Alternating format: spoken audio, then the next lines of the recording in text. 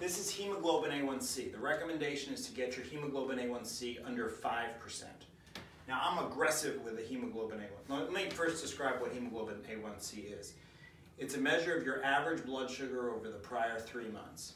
Hemoglobin A1c is the single greatest contributor to optimal health and inversely to, when it's elevated, mortality of any factor I have, even more than tobacco use.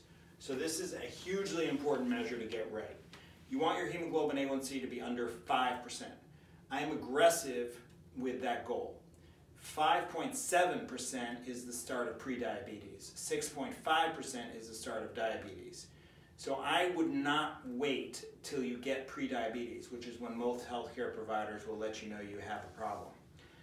I would recommend you start where we know there's evidence that you have a harmful effect of high blood sugar, which is at 5% or greater, as shown in this graph. The elevation in mortality risk starts at 5%.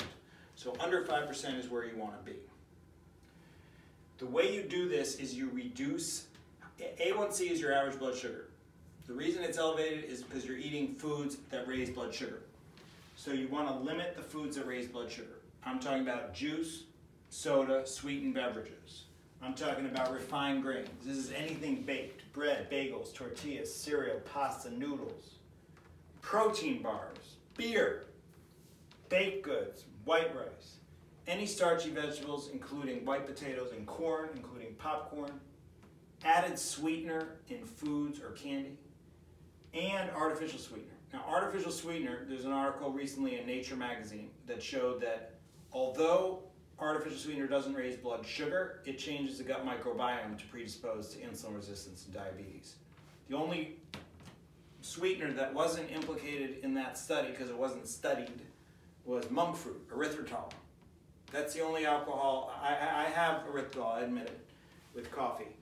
So it's a sugar alcohol. It wasn't studied, and therefore it wasn't condemned with the other artificial sweeteners. If you think you're eating stevia and sucralose or aspartame or saccharin and you're okay, you're not, because those were implicated in the study as well.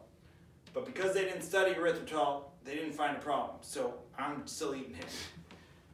Bottom line is you want to limit the foods that raise your blood sugar. We discussed what those are, mostly refined grains and added sugar, including beer. And you want to target an A1c of less than 5.